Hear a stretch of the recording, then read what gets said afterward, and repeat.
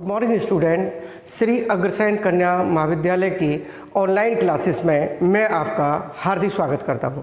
तो बेटा आज हम कवर करने वाले हैं कि दीर्घवृत्त एवं सरल रेखा का प्रच्छेदन। अगर एक दीर्घवृत्त दिया हो और एक सरल रेखा दी हो और वो एक दूसरे को क्या करें, प्रच्छेदन करें, यानी काटे वो रेखा किसको, दीर्घवृत्त को। तो इसके बारे में अध्ययन करते हैं। तो इंटरसेक्शन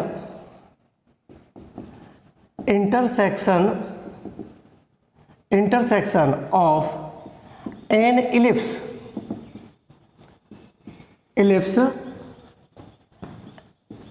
एंड ए लाइन, ठीक है, ए लाइन, इसके बारे में हमें अध्ययन करना है। देखिए इसमें सबसे पहले क्या दिया जाएगा, एक इलिप्स दी जाती है कि एज वी नो दैट, जैसे कि हम जानते हैं दीर्घ वृत्त का समीकरण, दीर्घवृत्त का समीकरण क्या होता है बेटा, एक्स स्क्वायर अपॉन ए square plus Y square upon B square बराबर 1 है। लेकिन इसमें but A is greater than B लें और ई की वैल्यू कितनी होगी, ए लेस देन 1 होगी। तो डायग्राम बनाएंगे इस बेस पे, तो डायग्राम यही तो निकल के आएगा बेटा। और ये जो है एलिप्स का डायग्राम बन गया आपका। इसकी जो नाभियां हैं वो कहाँ पहुंच गई, आपकी एक्स अक्ष पर पहुंच गई, एस डैश हो गया।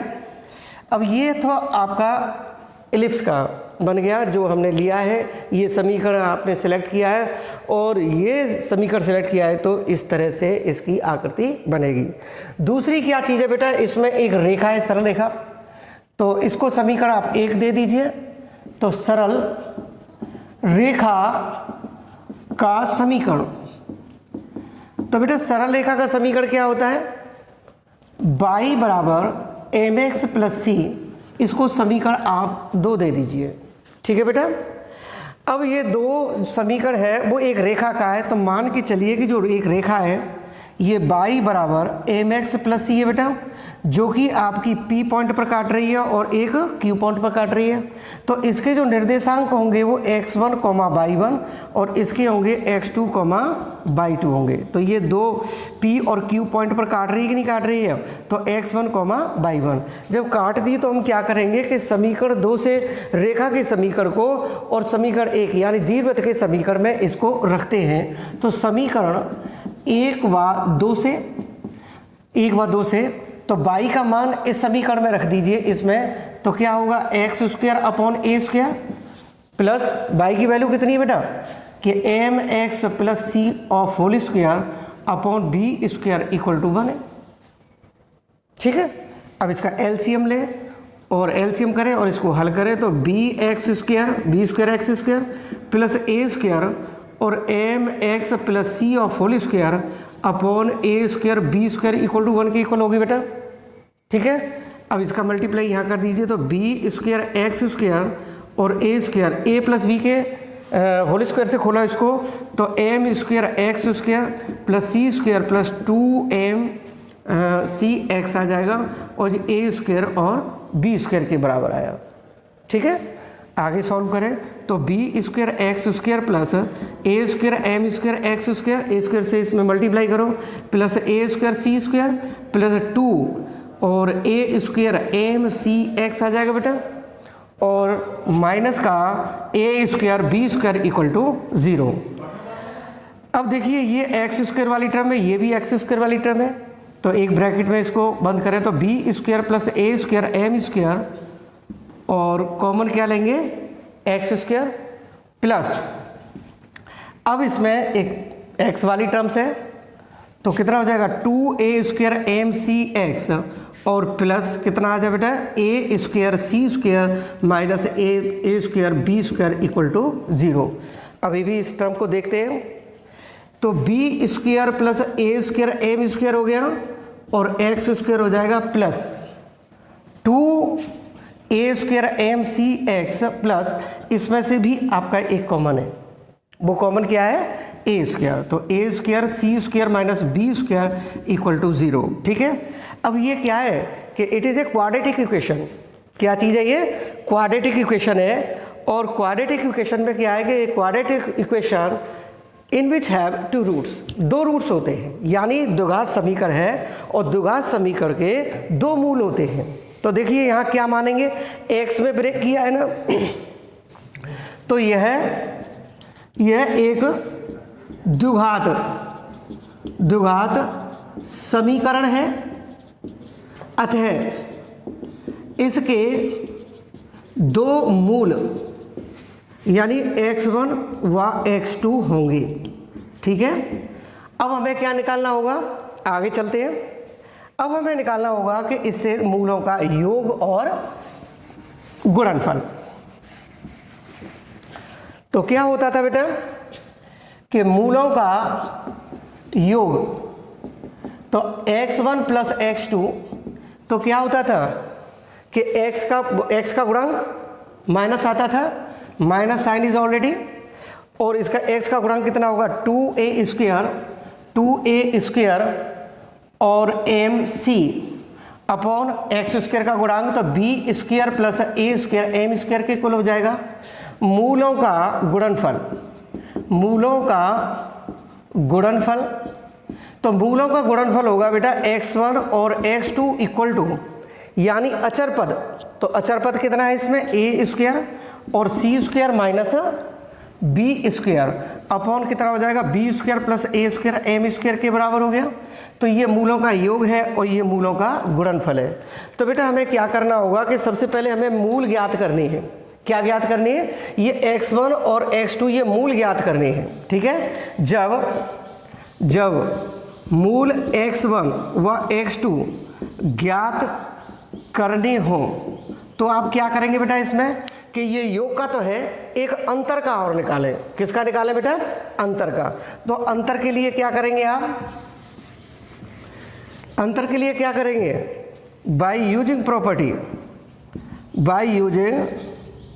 प्रॉपर्टी, और वो क्या होगी बेटा x1 माइनस x2 का होल स्क्वायर और x1 प्लस x2 का whole square minus 4x1 x2 आ जाएगा ना। समझ गए होंगे ना कौन सी प्रॉपर्टी थी आपकी कि a minus b of whole square equal to a plus b of whole square minus 4ab होगी ना प्रॉपर्टी। समझ में आ गया होगा ना अब तो?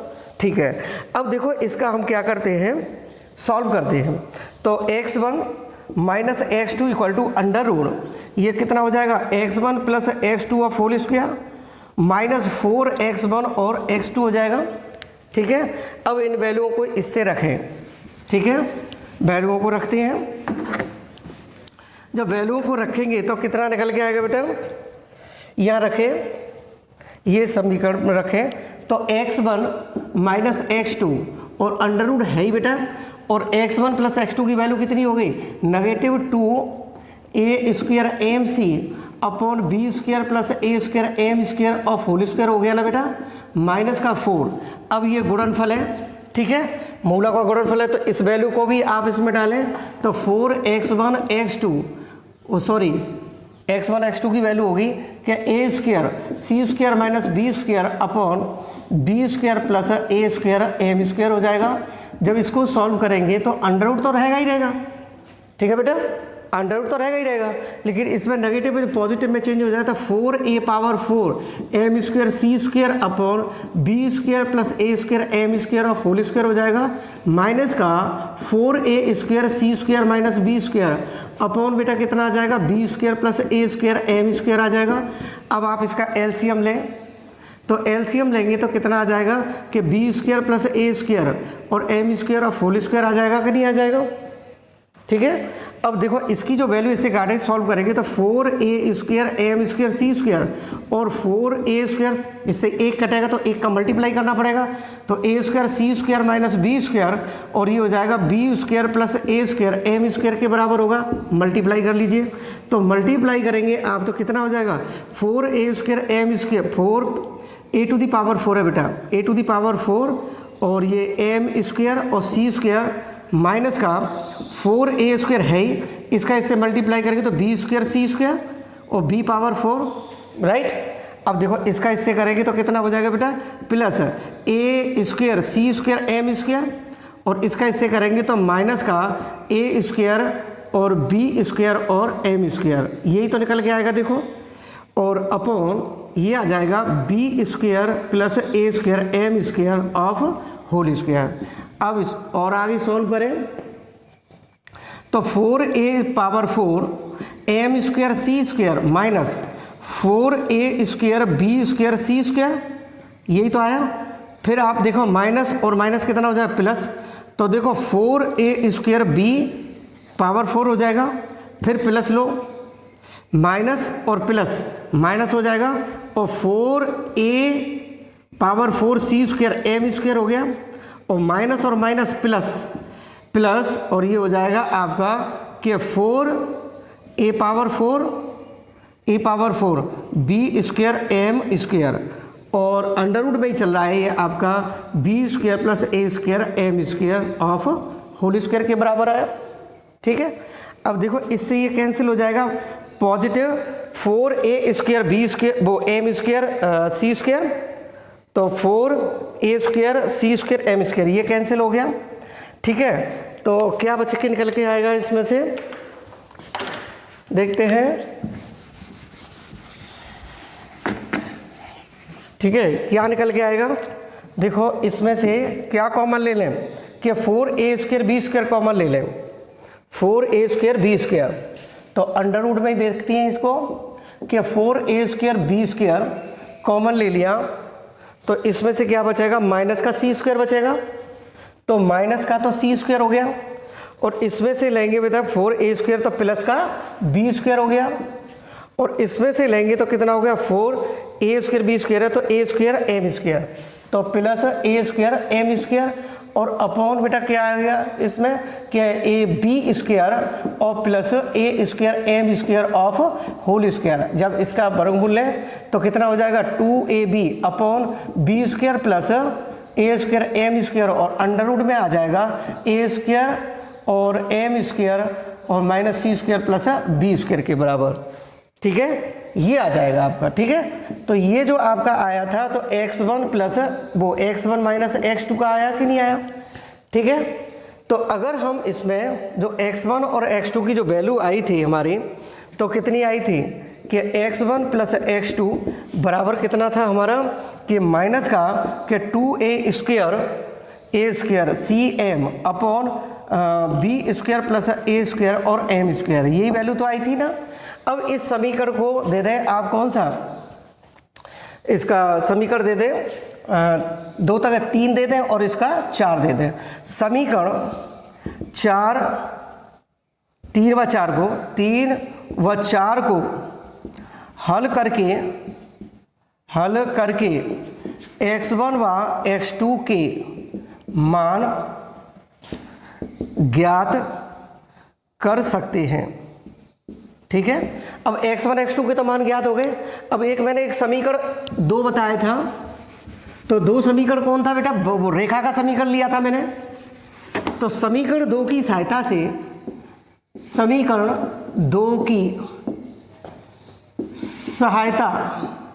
सहायता से 2 क्या था, y बराबर mx प्लस सी था। सहायता से बिंदु यानी P ले लें आप x1 y1 व Q x2 y2 की सहायता से ठीक है y1 और y1 व y2 के मान ज्ञात कर सकते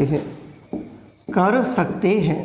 ठीक है, और समझ में आ गया होगा। इसी तरह से क्वेश्चन सॉल्व करेंगे, और ये 2014 में पूछा गया था ये क्वेश्चन।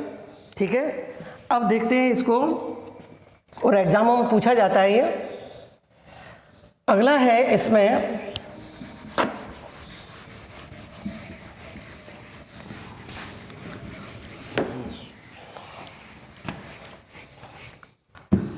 अब देखो अंतःखंड की माप,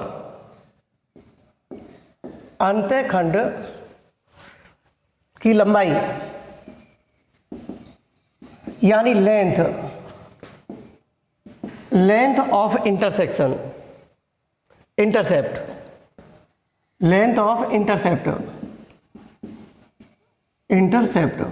अब इंटरसेप्ट कौन सा होता है, वही है देखो इसमें ये दीर्घवृत्त हो गया और ये रेखा हो गई, तो ये P और Q इसके निर्देशांक x1, y1 और इसके x2, y2 हैं। तो इसकी PQ की दूरी निकालो तो PQ is equal to under root x1 minus x2 of whole square और y1 minus y2 of whole square हो गया।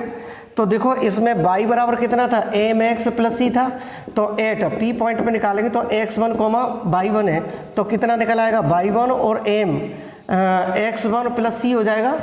और इसी तरह से एट q की जगह निकालेंगे q पे, तो q के कितने थे x2, y2 और ये q2, y2, तो इससे निकालेंगे तो कितना निकल के आ जाएगा कि y2 equal to m x2 plus c। अब इस समीकरण आप 1 ले लीजिए यहाँ पर और इसको 2 ले लीजिए। समीकरण 1 और 2 से पीछे ले लेते हैं, समीकरण 1 व 2 से। तो देखो y1 माइनस y2 करें, इसमें से इसको माइनस करें तो क्या निकल के आएगा mx1 प्लस c और माइनस का mx2 और माइनस c से c कैंसिल हो जाएगा, तो y1 minus y2 equal to इसमें से m कॉमन लेंगे तो x1 माइनस x2 बचेगा कि नहीं बचेगा। और जब आप बीच की दूरी का PQ का फॉर्मूला निकालेंगे तो PQ बराबर कितना निकल के आएगा बेटा कि x1 minus x2 of whole square और प्लस यानी y1 minus y2 of whole square. अब देखो इसमें कितना है कि x1 माइनस x2 का होल स्क्वायर और प्लस इसमें y1 माइनस y2 की वैल्यू कितनी होगी कि m स्क्वायर और x1 minus x2 of whole square. पूरे में से जो कॉमन आएगा बेटा वो x1 minus x2 of whole square, तो 1 प्लस m स्क्वायर बचेगा कि नहीं बचेगा बताओ। ठीक है, अब इसको अंडर रूट से हटाओ तो x1 माइनस x2 और ये 1 प्लस m स्क्वायर। अब x1 माइनस x2 की वैल्यू कितनी थी बताइए आप, कितनी थी, कितनी प्रूफ कर चुके हैं हम x1 माइनस x2 की वैल्यू। तो देखो x1 माइनस x2 की जो वैल्यू निकाली थी कि 2ab अपॉन a स्क्वायर वो b स्क्वायर और plus a square m square और under root a square m square plus c वो माइनस का c स्क्वायर और प्लस b स्क्वायर के बराबर निकाली थी। ठीक है, ठीक है बेटा, ये वैल्यू निकाली थी, ये वैल्यू। अब इस वैल्यू को इसमें रख देते हैं तो PQ की वैल्यू कितनी हो गई, PQ की वैल्यू कितनी होगी देखो यहाँ पर आ जाती है वैल्यू, तो ये बनेगी हमारी कौन सी 2ab upon b square plus a square m square और ये बन के आएगी under root 1 plus m square और अंडर रूट में ही आ जाता है कि a square m square minus c square और प्लस b स्क्वायर, ये वैल्यू आएगी PQ अंतःखंड की लंबाई। तो ये तो अंतःखंड की लंबाई है। एक और रह गया कि जब ये रेखा तो काट रही थी तो अंतःखंड था और जब ये यहाँ पहुँच जाए तो बेटा ये स्पर्श रेखा हुई कि नहीं हो गई, क्या बन गई है स्पर्श रेखा। तो स्पर्श रेखा का निकालो आप, तो स्पर्श रेखा जब होगी कि जब देखो ये है आपका, ये काट रही है कि नहीं काट रही है दो बिंदुओं पे, जब दो बिंदु पर काट रही है, अब जब यहाँ जाएगी तो स्पर्श रेखा बनेगी कि नहीं बनेगी, तो यानी PQ बराबर कितना हो गया 0 कि स्पर्श रेखा का समीकरण स्पर्श रेखा है। अब स्पर्श करने की शर्त आती है यहाँ, स्पर्श करने की शर्त, तो स्पर्श करने की शर्त क्या PQ बराबर 0 हो जाएगा, तो यहाँ 0 रखेंगे तो कितना आ जाएगा, बाकी तो 0 में चला जाएगा कि 2ab upon a square m square plus b square minus हाँ b स्क्वायर आ जाएगा और under root 1 plus m square और under root a square m square और माइनस c स्क्वायर और plus b square equal to 0। तो ये वाली टर्म जो थी वो 0 में चली जाएगी और रूट हो जाएगा, तो a square m square minus c square और plus b square equal to 0, तो a square m square plus b square equal to c square, ये आपकी स्पर्श करने की शर्त होगी।